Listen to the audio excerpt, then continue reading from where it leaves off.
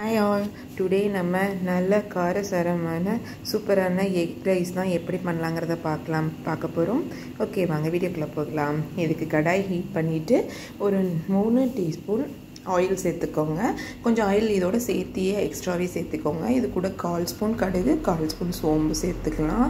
இதை நல்லா பொரிஞ்சதுக்கப்புறம் பெரிய வெங்காயம், ஒரு பச்சை மிளகாய் பொடியாக கட் பண்ணி எடுத்திருக்கேன்.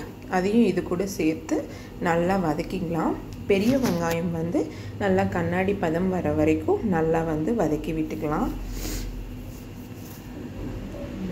இப்போ இது கூட கொஞ்சமாக கருவேப்பிலை ஒரு கொத்து சேர்த்துக்கலாம். சேர்த்துட்டு இது எல்லாத்தையுமே நல்லா நம்ம வதக்கி கொடுத்துக்கலாம். வெங்காயம் நம்மளுக்கு நல்லாவே வதங்கி வரணும். வெங்காயம் எந்த அளவுக்கு வதங்கி வருதோ அந்த அளவுக்கு நம்மளுக்கு ரைஸ் நல்லா டேஸ்டியாக கிடைக்கும். ஸோ நம்ம வெங்காயத்தை நல்லாவே வதக்கிக்கலாம். வெங்காயம் நல்லா வதங்கினதுக்கப்புறம் இது கூட நம்ம 1 டேபிள் ஸ்பூன் இஞ்சி பூண்டு விழுது ஆட் பண்ணிக்கலாம். நான் இஞ்சி பூண்டு இடித்து சேர்த்துருக்கேன். நீங்கள் இடித்து வேணாலும் சேர்த்துக்கலாம், இல்லாட்டி மிக்ஸி ஜாரில் அரைச்சும் நீங்கள் சேர்த்துக்கலாம். இப்போது இந்த இஞ்சி பூண்டு ராஸ்மெல் போகிற வரைக்கும் இதையும் நல்லா வதக்கிக்கலாம். இப்போ இது கூட நான் பழுத்த 2 மீடியம் சைஸ் தக்காளி எடுத்து பொடி பொடியாக கட் பண்ணி வச்சுருக்கேன். அதையும் இதோடு சேர்த்து நல்லா தக்காளி வதங்கி வர அளவுக்கு நல்லா வதக்கிக்கலாம்.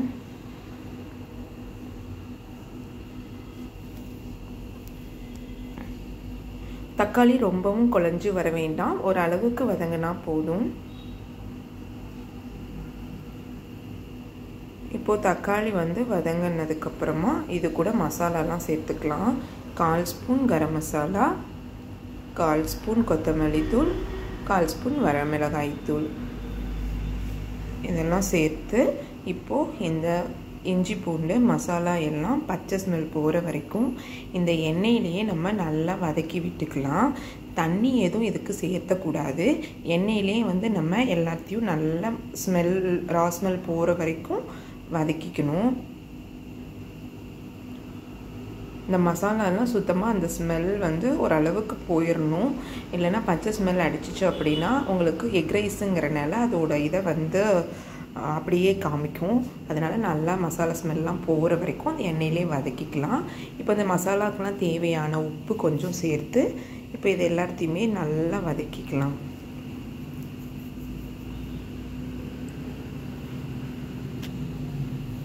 இப்போது இந்த வெங்காயம் தக்காளி மசாலாலாம் நம்மளுக்கு நல்லா ராஸ்மெல் போய் நல்லா வதங்கி வந்துருச்சு. இதை நம்ம இந்த கடாயிலேயே ஒரு பக்கமாக ஒதுக்கி வச்சிடலாம். அது அப்படியே இருக்கட்டும்.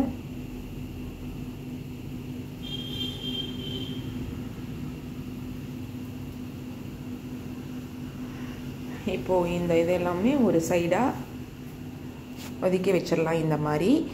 இப்போ மீதி இருக்கிற அந்த ஸ்பேஸில் கொஞ்சமாக ஆயில் விட்டு நான் இன்றைக்கி 4 முட்டை உடைச்சி சேர்த்துருக்கேன்.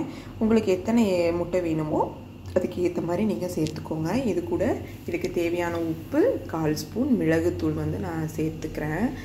இப்போது ஆம்லெட் நம்ம தோசை சட்டியில் வேக வைக்கிற மாதிரி லைட்டாக அடிபாகம் கொஞ்சம் வேகட்டும். அதுக்கப்புறம் அதை நம்ம பரட்டி விட்டுக்கலாம். இப்போ நம்ம இந்த முட்டையை ஸ்க்ராம்பிள் பண்ணிக்கணும். இதை ரொம்ப நீங்கள் வேகமாக பீட் பண்ணி அதை மிக்ஸ் பண்ணாமல் மெதுவாக அடிப்பகுதியிலேருந்து எடுத்து விட்டீங்க அப்படின்னா அந்த முட்டையெல்லாம் நம்மளுக்கு பீசஸ் இந்த மாதிரி பெருசு பெருசாக கிடைக்கும். எப்போவுமே நம்மளுக்கு பீசஸ் பெருசு பெருசாக கிடைச்சாதான் நம்ம அந்த எக் ரைஸ் சாப்பிட்றப்ப அந்த பீசஸ் நம்மளுக்கு வாயில் கடிப்பட்டு டேஸ்ட் ரொம்ப நல்லாயிருக்கும்.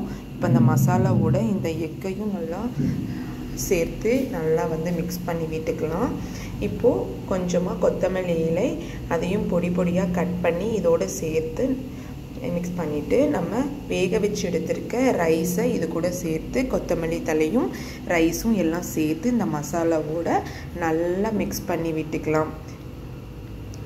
எல்லாமே நல்லா மிக்ஸ் பண்ணி விட்டு ரெடி பண்ணிக்கலாம். அவ்வளோதான், சூப்பரான எக் ரைஸ் நம்மளுக்கு ரெடி.